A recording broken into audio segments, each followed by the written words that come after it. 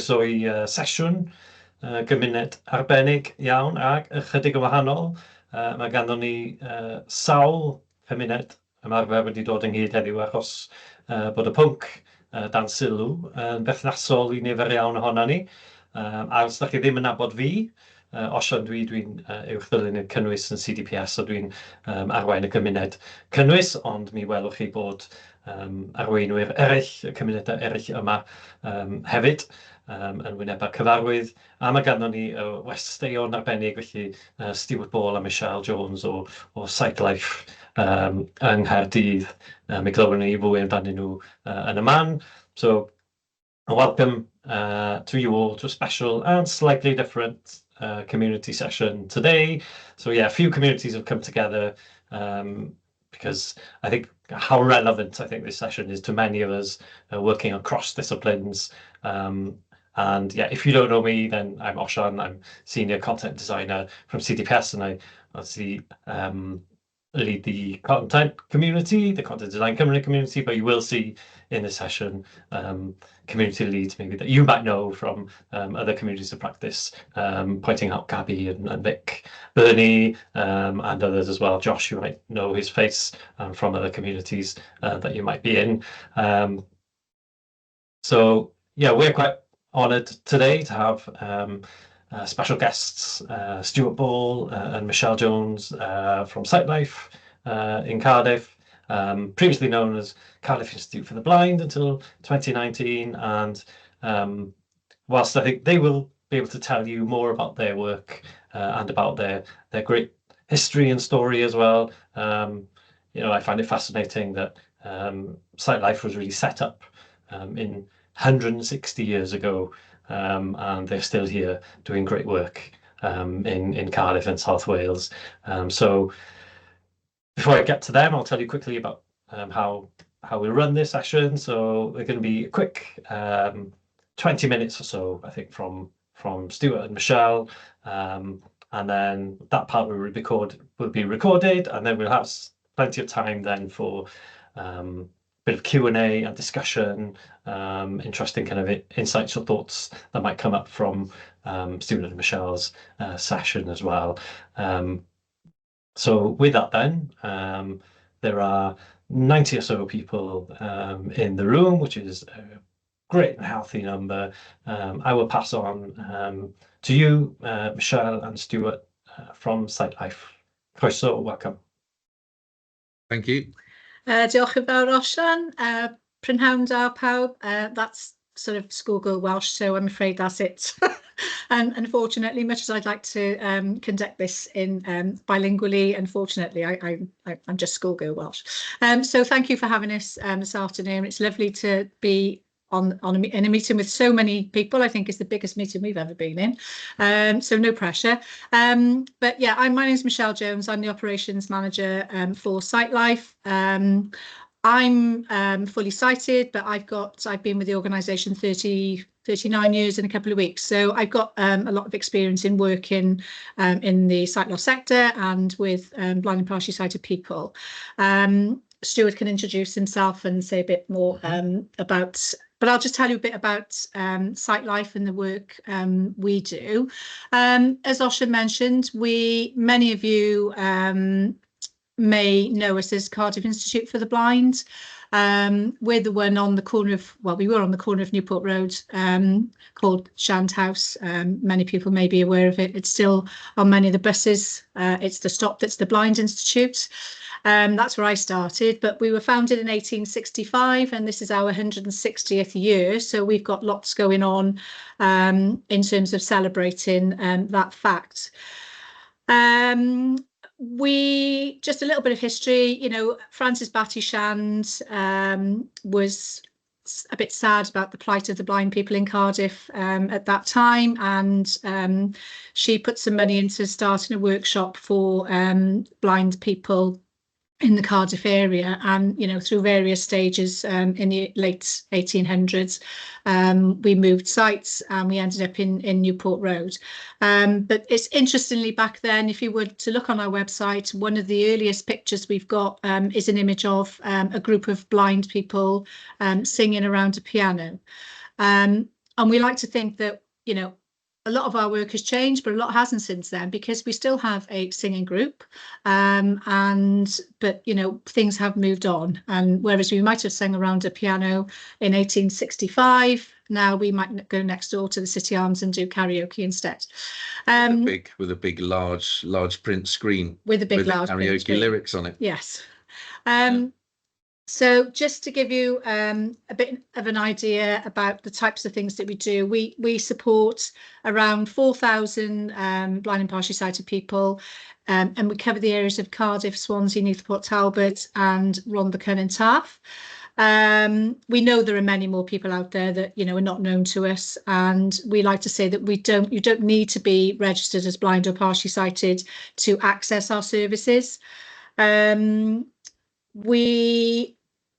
Our sort of mission really in life is to promote independence and to enable people to live independent and fulfilled, active lives.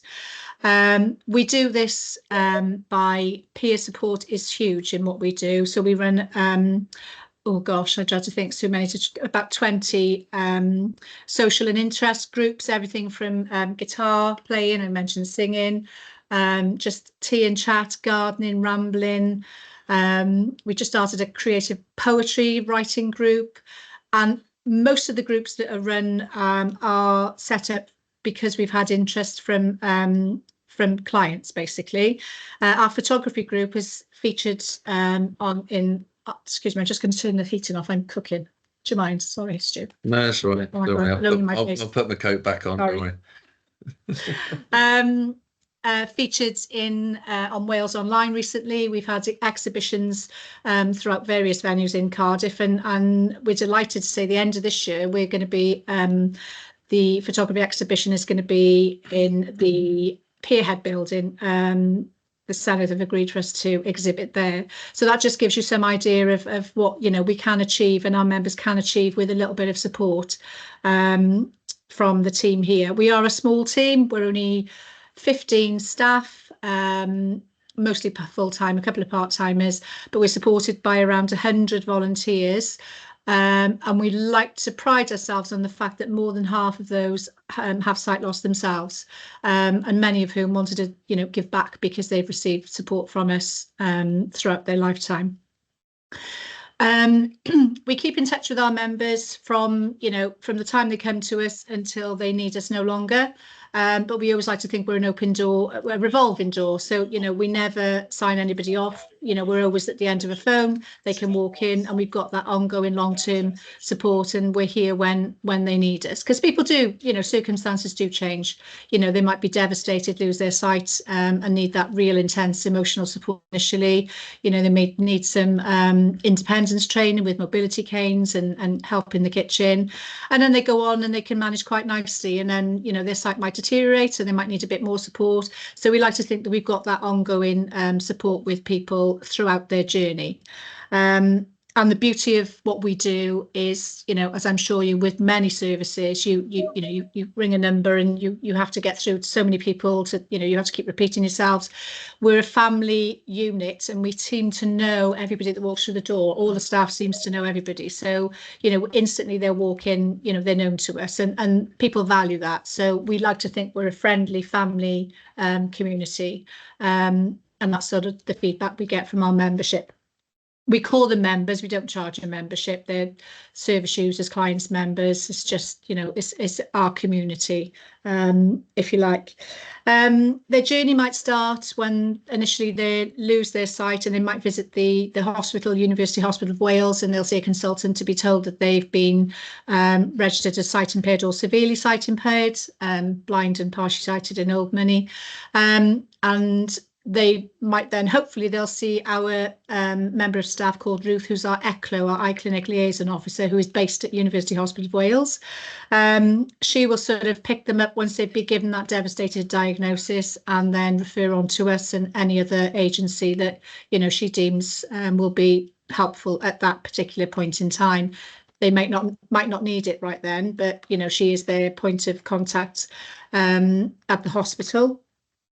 We would then pick them up and do probably a home assessment. So we've got a visiting officer who would go in and assess how they're getting on at home and what input they need from us, and any onward referrals would be made from there. And then they're introduced into our world of support, which again, we talked about the peer support is so important, the activities and groups.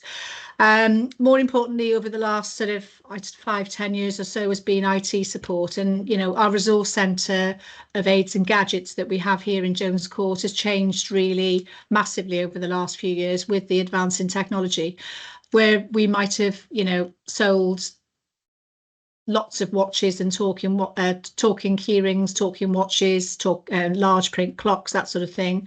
We're directing people to utilise their mobile devices for everything, and that really has changed how people, younger people and older people. I'm talking everybody from we deal mostly with adults and younger people, not children. So anybody really from 16 up to, I think 105 is the oldest person we've had a go with doing technology with on a mobile device. So, and everything in between, and it's a huge part of our work. And obviously, the work that Stuart does around accessibility and helping people understand and what's best for our members and the public is really helpful with that. We also deliver some sight loss awareness training. So we talked about people being independent, and we like to think that if you go into Marks and Spencer's or Tesco, other stores are available, you will be greeted with somebody that understands your needs and won't be scared or frightened by somebody walking in with a guide dog or a cane, which is often the case. And our members tell us that they feel they're not supported when they go into a shop, to buy some clothes or something. So what we'd rather do, as Stu mentioned earlier, is just, help people to break down those barriers. And by doing, maybe a 3-hour or even shorter training session, just for people to understand that sight loss doesn't have to be scary, but it is very different. And, most people think that if you're registered blind, you see nothing at all. And that's not the case. And if you're registered blind, probably only 2, maybe 3% of the population can see nothing at all. So most people have some usable sight. Stuart is probably one of the 2%. I think. No, definitely one of the 2%. Yeah, definitely. But it's a whole stereotype around sight loss and the fact that they're blind, they can see nothing at all. Which we just try to get people to understand the various types of sight conditions and what you can and can't do with them. So that is, I suppose, a couple of minutes on from me about, just sort of in a nutshell what we try to do. I'll hand you over to Stuart now to introduce himself, and he's the expert in the field. He's the man, really. That's quite a strong word. I'm just here to work the buttons on the screen. I've got a limited amount of experience. Right. Well, first of all, thank you to all of you for attending. Thank you to all of you for your time, because I know how busy you all are. I know how, if your life is anything like ours, there's not enough days in the week. And before we all know it, it's Friday and it's time for the weekend again. So thank you very much for all of you for joining in today. That is the first important point. What I want to achieve today is for everyone to go away from here thinking about web accessibility in a new way, not in the programming way, not in the does it pass the web accessibility guidelines way, which obviously is very important. I want people today to be that completely blind person trying to access a service or a website or information. Okay, so I'm a totally blind person using a computer to try and access a service, trying to find information. I do not use a mouse. I have no eyesight whatsoever, and I solely listen to the computer and I interact with the keyboard. I don't use the mouse pad. I don't use a mouse. So I'd like you all to have that mindset today, please. That's very important. So when you're automatically reaching for your mice or you're using your trackpad on your computer, please always bear in mind that that is not an option for people like myself. It's not about getting the violin out. It's thinking about accessibility in a new way. Okay, so web accessibility, as we all know, is a very complicated subject.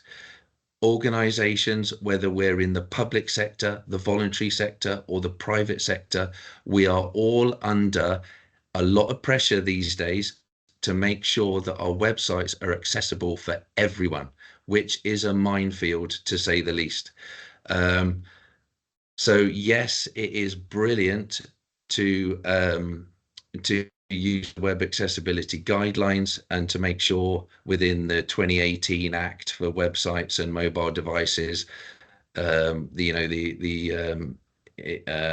Human Rights Act from 2018.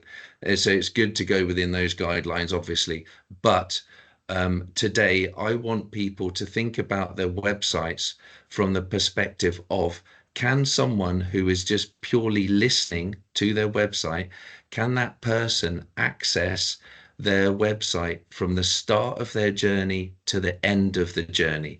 Whether that website is selling something, whether that website is providing information, or whether that website is just reaching out to people in general to advertise their what they're passionate about, or whether it's advertising their products or a service. Okay, can the totally blind person engage with that website straight away? Can they access all the information they need on that website straight away? And does the totally blind person leave that website with the same level of understanding and the same level of, let's call it, knowledge capture as everyone else who visits that website? So what I've done today is I've chosen 3 websites, which I haven't given you in advance because I wanted to keep you in suspense a little bit. Okay, I've chosen 3 websites to highlight accessibility on the websites that we're going to look at. And the first one, to give you a little head start, is NHS Wales. Okay, which my very helpful manager, boss, assistant Michelle is going to share with you now. So with these websites that we look at, I'm going to be highlighting certain things about each website, which I think makes them nice and accessible. So with websites, it's not just, is it good color contrast? Is the font size big enough? Which is useful for people who are visually impaired and have some sight, with the plethora of different eye conditions there are out there. Going back to what I said earlier, it's very difficult to ensure that a website is completely accessible for everyone in a pan-disability context these days. A lot of work has to go into it, and a lot of testing has to be done for these sites. That's why I'm very passionate about this part of my job. I am technically a marketing assistant for SiteLife with one of my other hats on, but I like doing advocacy work. I do talks, and I also like helping other organizations to make sure their websites are accessible. So, sorry, Stu, can I just check, Oshin, can you see the screen, the NHS website, everybody? Yes, we can see it. Cool.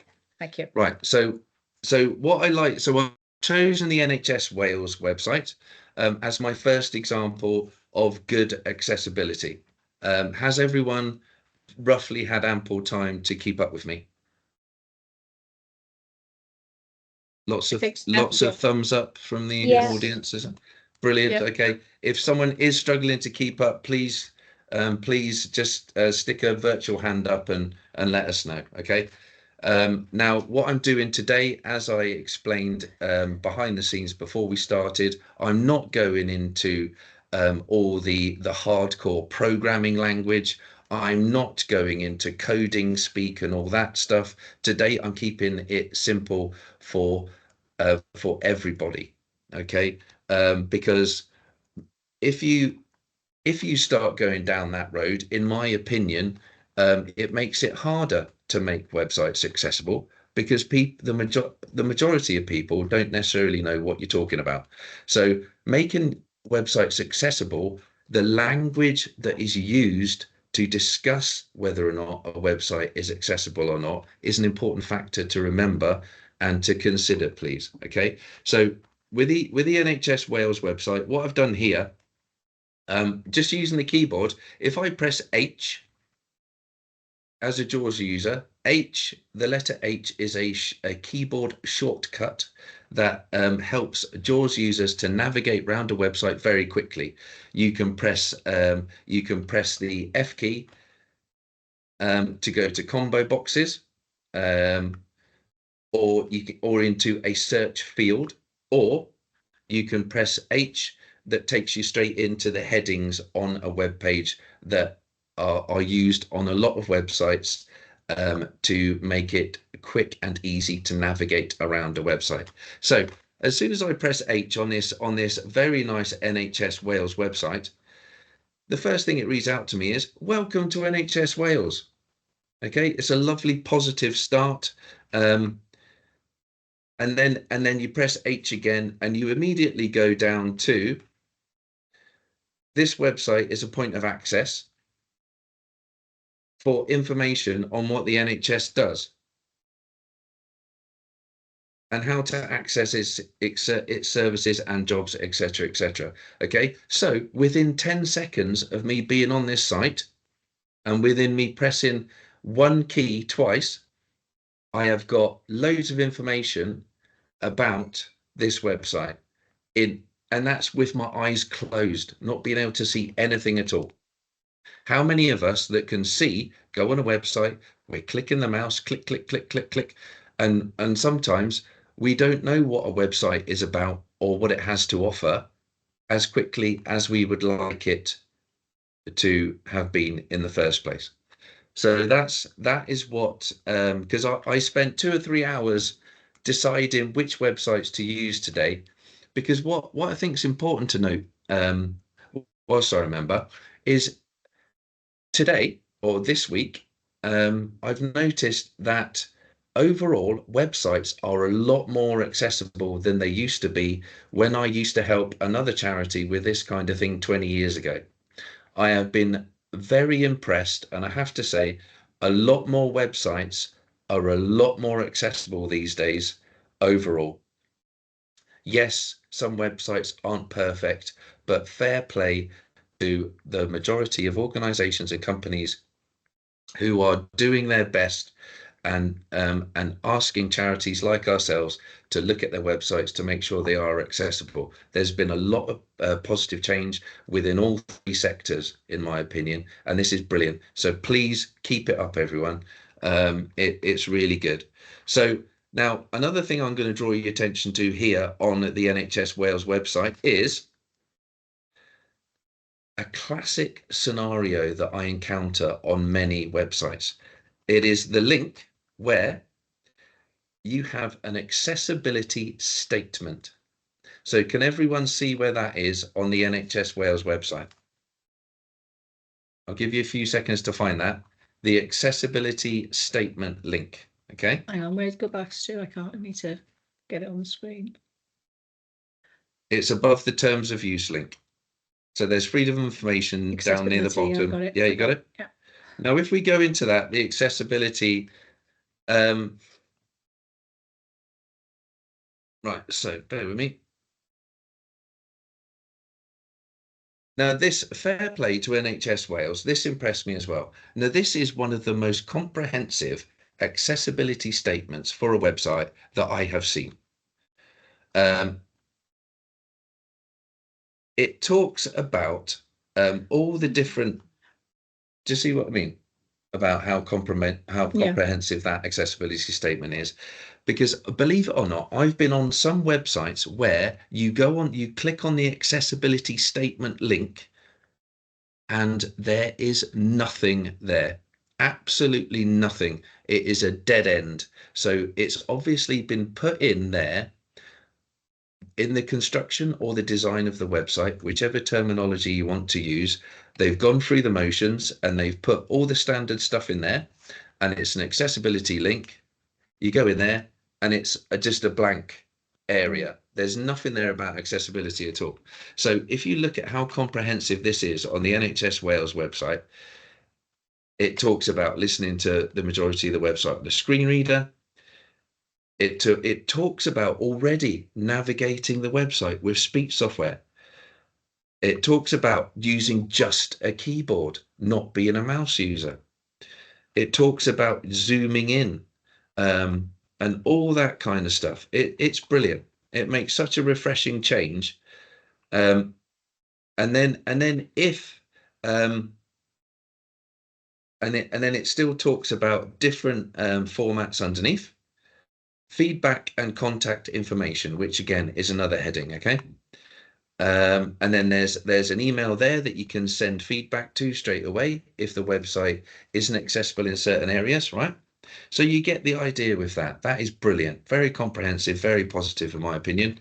And then, but what I also want to highlight as the final thing for this website is the About Us link. So I'll give people a few seconds to find that.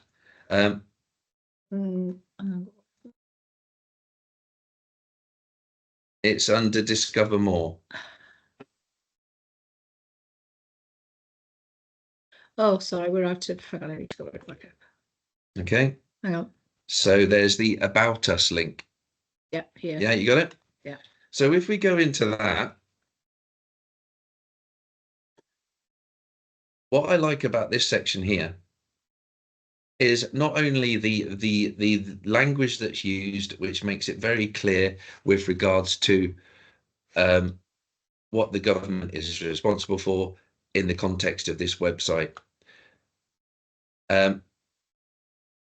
There's a lot, you can go straight down this list of links here. Welsh Government consultation, for example. Have your say. Local health boards. Okay, so this is what they've done here. I don't know who's responsible for the NHS Wales website, but it's very good. Now this comprehensive, if you look at how much information has had to be portrayed on this website, it's a very complex area. They've got the Cardiff and Vale University Health Board, a link to that. Cwmtaf, all that kind of, it's a massive area. But what they've managed to do here is you can go down all that complex information, but it's not displayed in a complex way. You can go to all the different areas you want in a short amount of time. And you're accessing a lot of complex information about complex topics, but you access it in a simple way. Very good. So that I'm going to stop there about my first example, the NHS Wales website. Okay, so hopefully you've taken on board some points I've made about accessibility in the context of that website. So with web accessibility, I'm not just talking about is the print large enough, which is obviously important. Is the contrast good, which is important. Is the language used concise? Is easy for everyone to understand, which is also important. It's just the level of intuitiveness of the website. How easy is it to find the information you want? Keep websites simple. That is the aim of the game, especially if you're accessing a website with your eyes closed, like me. So what I'm going to do now, I'm going on to the second website, which has other good examples of accessibility. Which one are we doing? Which one are we doing?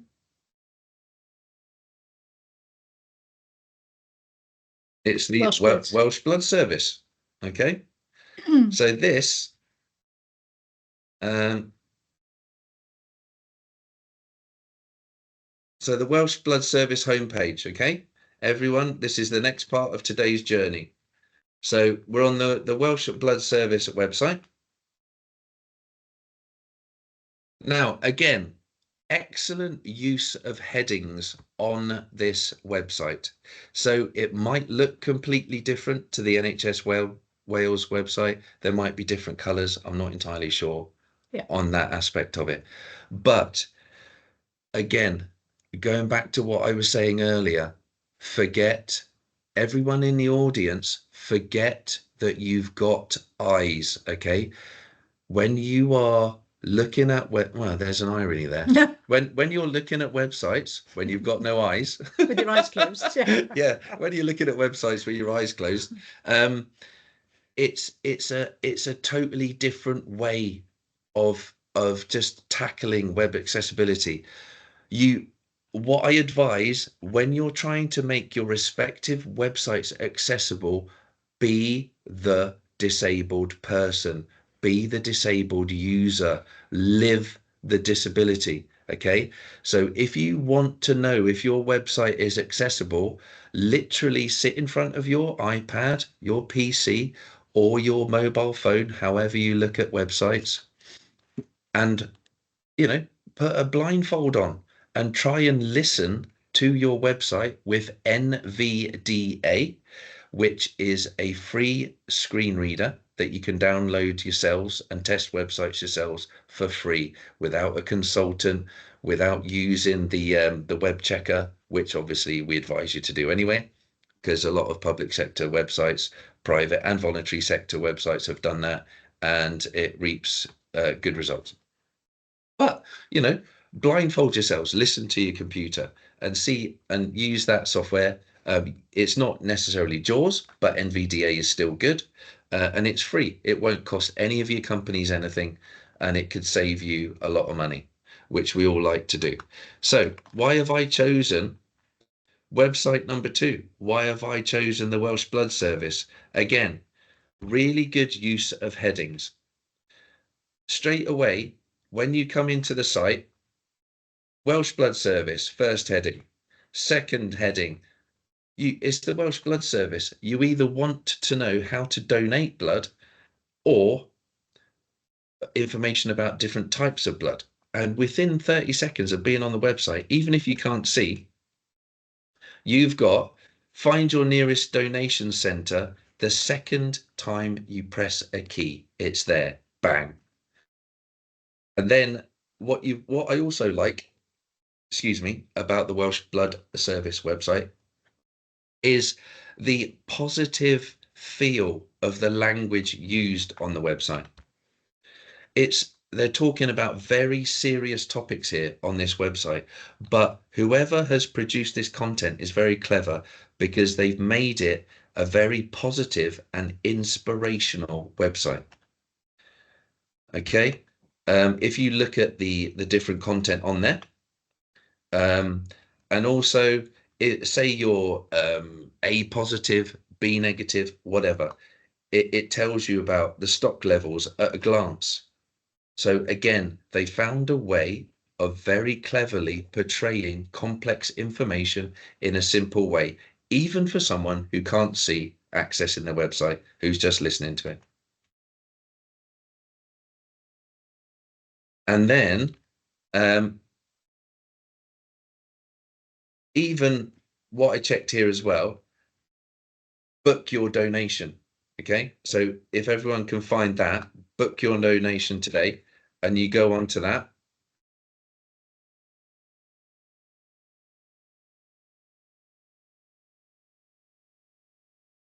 Can I donate? Check eligibility. Ask a question, and then you've got information about all the clinics as well.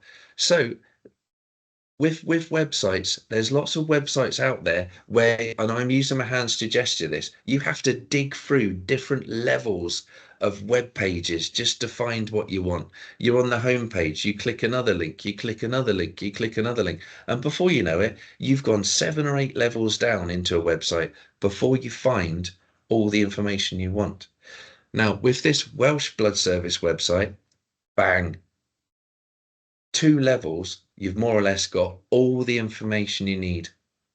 The home page, you've garnered a lot of information on there straight away, and then you go 1 level down onto page 2, let's call it level 2, and you can find your latest clinic.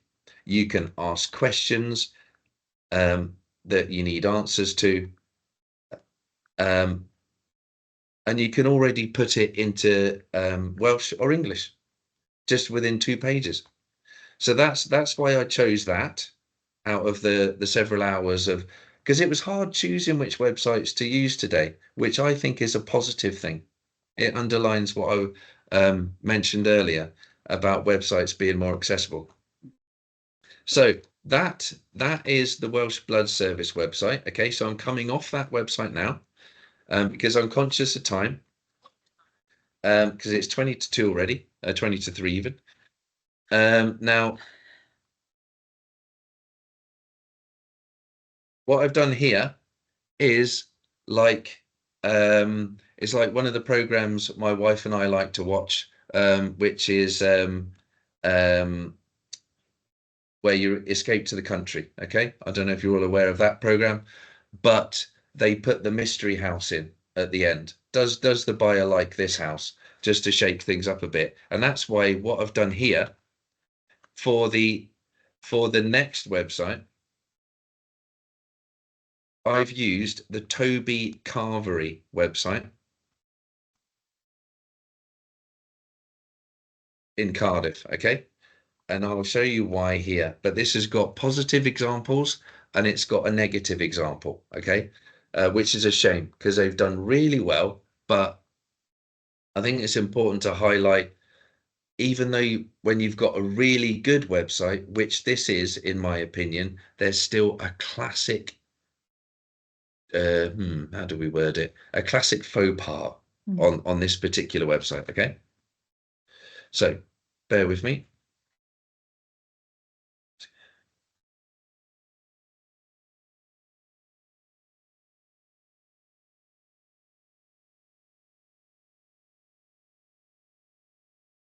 There it is. Bear with me. I had a technical issue there. Bear with me. Right, so there we go. Now, again, as soon as you go on here,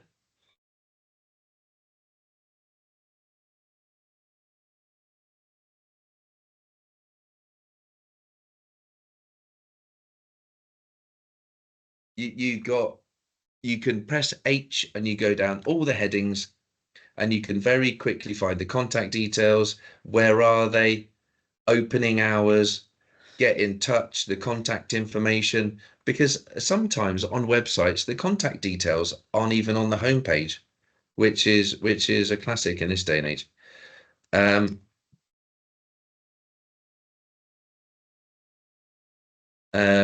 So you've got menus near the bottom. Now, so that's why I've chosen this website. So sorry, just to reiterate, so when I pause there, sorry, when I'm listening to information as I'm talking to you. So so sometimes I have to stop talking just to double check something. So why have I chosen this website? Because it's got good use of headings, and it's very quick to navigate through the website to find the information that you want. They've managed to get loads of relevant content on the homepage straight away, so you don't have to dig down different levels of websites. So for example, with regards to that, digging down different levels,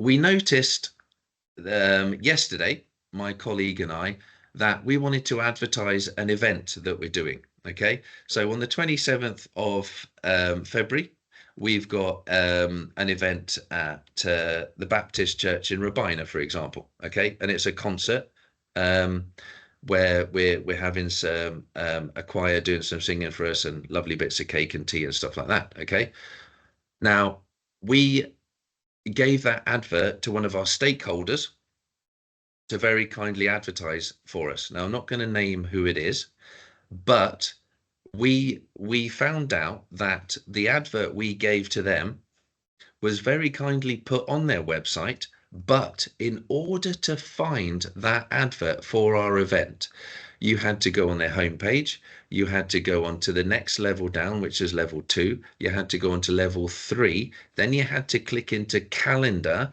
then you had to click into events, then you had to click into calendar, and then you had to click on the day of the week you wanted to look at, and then that's where you found the advert. So you can see that is a very good example of what I'm talking about when I mean levels on a website. If there's very prominent information you want displayed on a website, is anyone going to actually access that information if it is buried in your website? Please prioritize the information on all of your websites in the most appropriate way. So that is one of the aspects of accessibility to consider, please. It's not necessarily about font size, color. Is the website accessible? Is the information within your website accessible? It might be on your website, but is it accessible? Can you find it without losing 15, 20 minutes of your life, which is a long time when you're online these days? Most people, if I remember correctly, spend 30 seconds on a web page looking for what they want, I think.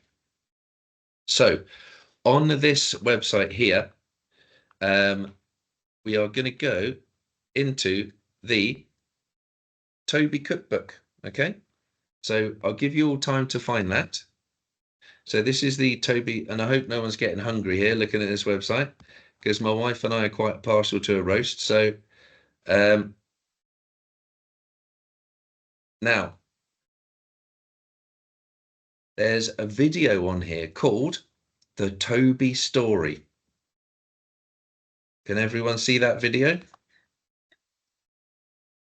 Yeah. So I don't know if people, what I want you all to do now is to watch this video. It's not very long, and I'm not on commission from Toby Carvery. Okay. So I play it on here. Yep.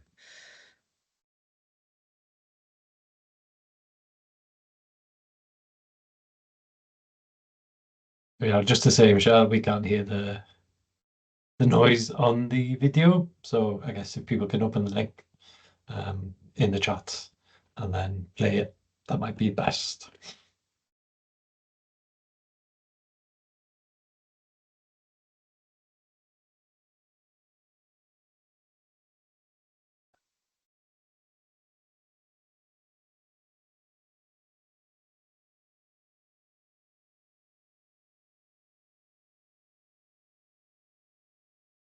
Right. Has everyone had a chance to look at that video, please? Let's see some virtual hands. Do we need more time? I think I just played it, so I think everyone should have seen it. Yeah. So did the noise come through to everybody? The sound didn't come through to me, but I don't know if that was just me. If there was anybody who didn't get the noise, didn't get the sound of the video, maybe we can. Did you want a chance to play it yourselves on your respective devices? Because it is, I think it's only like a minute. So I'll give everyone a chance to play the video. I'll give you 2 minutes. There's no way the sound goes from.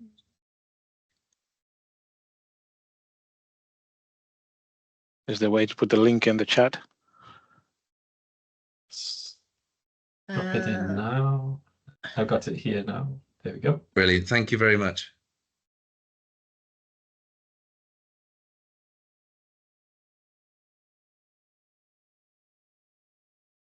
Oh, yeah.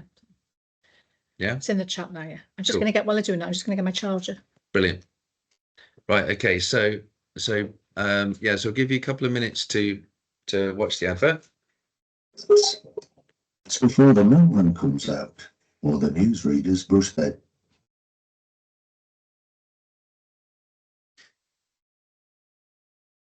Okay. So it shouldn't be far off the end of it now, I don't think.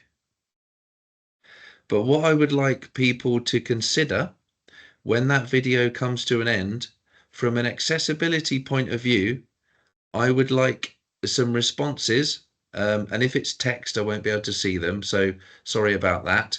But if someone, if one of the hosts, either Josh or Oshan could help me out with that, please. I would like some answers from the audience. What is wrong with that video from an accessibility point of view, please? Answers in the virtual environment from whoever wants to answer.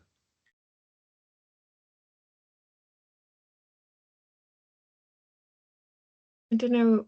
For me, I watched it with my eyes closed and then opened my eyes, and then what matched the sound didn't match what I was seeing. So it's almost like it was a bit fluffy, to be fair, in terms of like description.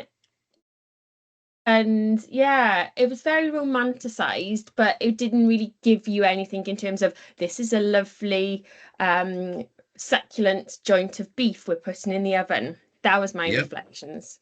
Yes, and yeah, and it's a good point, well made, because I think there's at least two things I spotted with this. There's no actual audio description there of what is happening in any of that video. The narrator talks about joints, he talks about vegetables, but there's no audio description about what is happening in that video. So it's a big accessibility faux pas.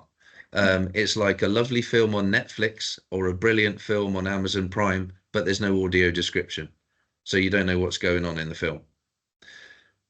Also, what I think is, I'm not sure if there were subtitles for that video.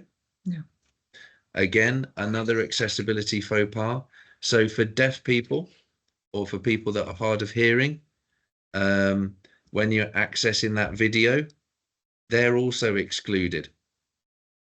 So again, I don't want to go down too many rabbit holes today in too much depth because we're pressed for time as always, but please bear these things in mind when you are producing content and you want it to be as accessible as possible.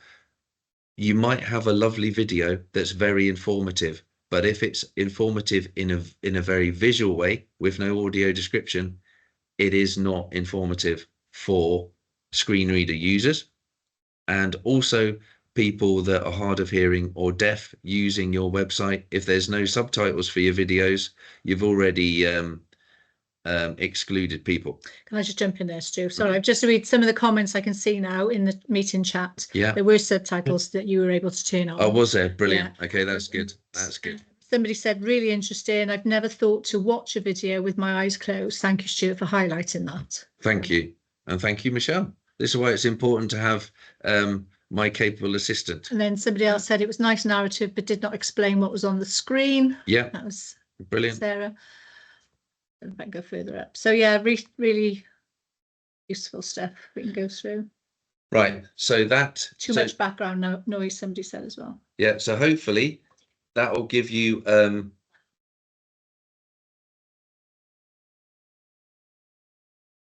with me. Let's have a look.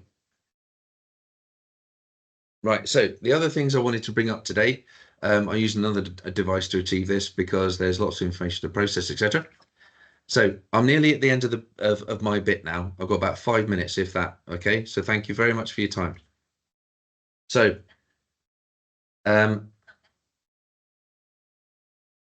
what I want people to think about now are other aspects of websites which can lead to websites not being accessible. Okay. So forms, if there's forms to fill in on a website, whether it's well, it could be for anything. Multiple examples of why there's forms on websites to fill in. I'm not going to give examples because you're all experienced with websites and filling in forms yourselves. It could be your name, date of birth, address. It could be your feedback for SurveyMonkey. It could be any kind of stuff like that. Okay. Is the form accessible? Can you type the text in without using a mouse? Okay. Payment, an absolute classic on websites to remember. The website might be beautiful, lovely and accessible, but when it comes to the payment screen, can someone with a screen reader put their card details in? Can they actually pay for the product themselves in an independent manner? Drop down menus. carousels, whichever you want to call them, please make sure they are done in the right way and that they're accessible. The amount of websites that I go on where the carousels are not accessible, you click on the box and then you're meant to be able to select anything you want in that list, but lots of carousels are not accessible. And could I find one for today's presentation? No. But when I'm on the web myself trying to do stuff, I quite often come across them. The irony, you can't make it up. Now, the other thing to remember, please, as well, proving that you're a human. That is massive. On a lot of websites, please tick this, please do this to prove you're not a human. Sometimes that's not accessible at all. And then they try and get around it on websites by saying, please click this audio file and then type in what you hear. They are an absolute nightmare. You can't hear properly what is in that audio file. So when you want to type it in, it always sounds so weird and strange, and there's always so many random noises in that audio file that you can't type in the audio version to access the website anyway. Now, what is encouraging, there's been a big movement on a lot of websites now where you just simply tick a box by pressing the space bar or the enter key to prove that you're a human, and then you just click done or next, whatever. So please bear that in mind as well. Also,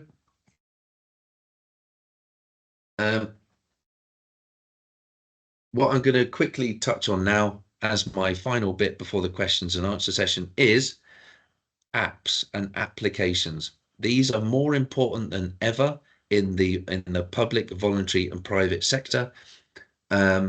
We are all using apps. We've all got absolutely shed loads of apps on our mobile phones and our iPads or our Android tablets. Other devices are available. Please bear in mind that your apps have to be accessible as well. Now, so just to keep things simple today, Life Fitness app. That app is meant to be used at my local gym, which is an RCT gym, for example, and they've got Life Fitness gym equipment. And in order to get the most out of that equipment, they recommend downloading the Life Fitness app, which helps you access those machines.